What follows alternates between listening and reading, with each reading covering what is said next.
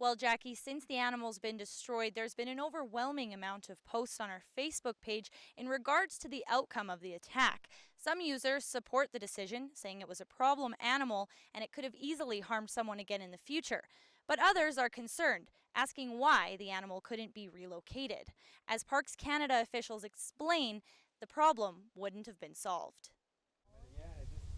Parks Canada officials say putting down a wild cat was the safest decision they could make. On Monday, the cougar approached about 5 different groups of hikers and attacked a 16-year-old girl.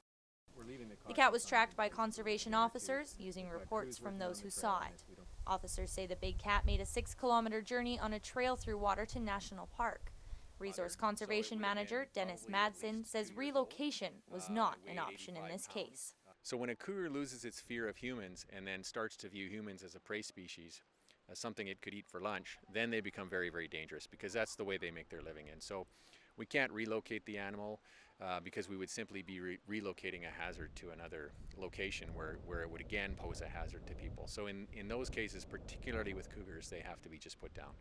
Madsen says the decision was made after 2 conservation officers were sent to locate the cat and found her being aggressive to yet another group of hikers only a kilometer away from town.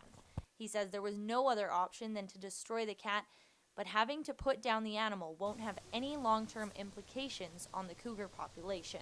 The cougar population here in Waterton is really, really healthy. We have lots of cats in the park and even to the north of us in the mountains and to the south.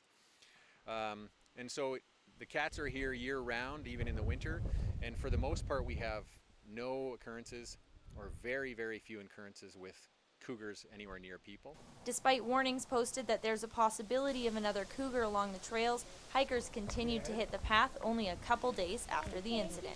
We got warned, it could still be cougars in the area, but we're willing to take our chances. It's beautiful here, and as long as you're careful and make a lot of noise as you're hiking, it's safe.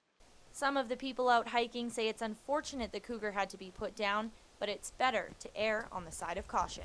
They're taking into account lots of different factors, and that's not a decision they would make lightly. I mean, it's always tragic to have an animal put down, but I think cougars sometimes, from my understanding, can stalk and watch, and especially with children, we have to be extra careful. If some animal has to be destroyed, if the game warden thinks it has to happen, it probably has to happen, but if you don't have to, that would probably be preferable.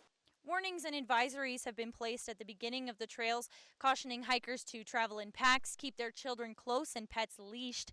If you do want more information, though, you can visit parkscanada.gc.ca. Jackie?